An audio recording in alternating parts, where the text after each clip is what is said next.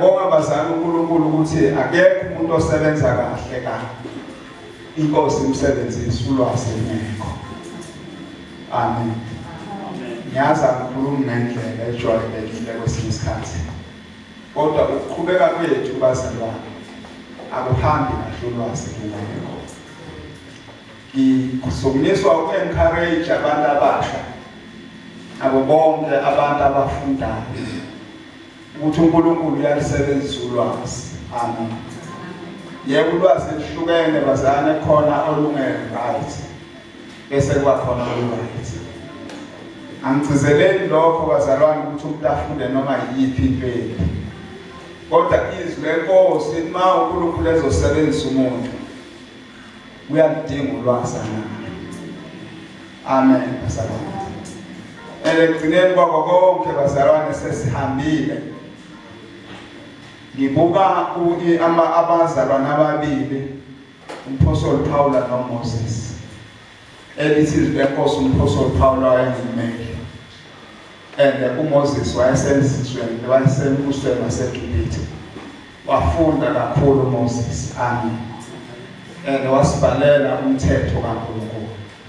Manje zonke lezo zinto zithi uNkulunkulu ulwazi esinalo olubanzi uyalisebenzisa to his glory.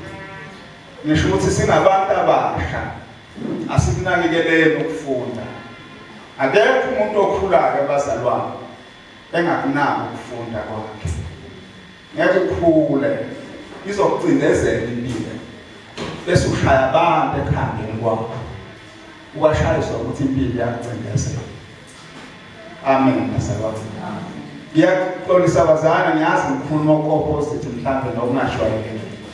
Kodwa ngiyacela bazalwane ukuthi sikunakekeleni ukufunda. Amen. Bonke abantu abakunakekelayo, kakhulu abantu abasha abakhulayo, asifundeli bazalwane ukubonwa, kodwa sifundele ukuzi-equip ukuthi impilo sihlangane naye kukhona esiyiphethe. Amen bazalwane. Kukhona into esizokwakheka nayo.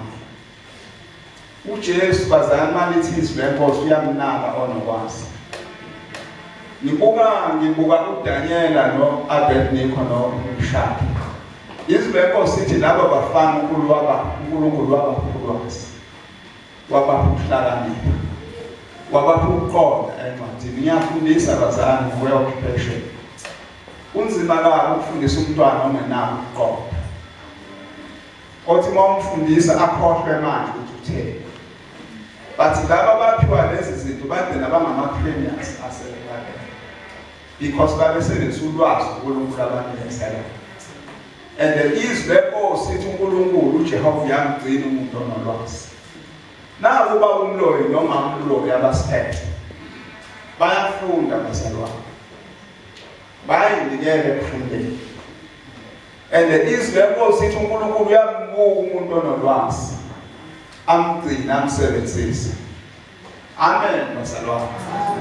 Noma mhlambe kungavela ngenye indlela, kodwa kule insuku uNkulunkulu umfundisa izinto eziningi engibonayo ngazo ukuthi noma singakhahleleka ngesinye isikhathi, kodwa inkosi iyayirecognize mase umuntu siyalidinga ulwazi bazalwane ukuthi sakheke noma sikwazi ukwakha endlini kaNkulunkulu.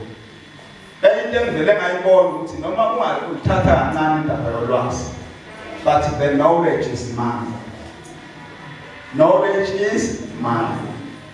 Kunezinto bazalwane sila izwi lenkosi siyayifunda singayinaki kodwa. Naleli bazalwane izwi kaNkulunkulu akushonile. Izwi lenkosi lithi uyamnaka uNkulunkulu umuntu onolwazi, akalikhahlele ulwazi lwakhe, amsebenzise umuntu uNkulunkulu onolwazi. Behind the blessing exceptional area there is knowledge bazalwane, kunokwazi. Amen bazalwane. And the lolwazi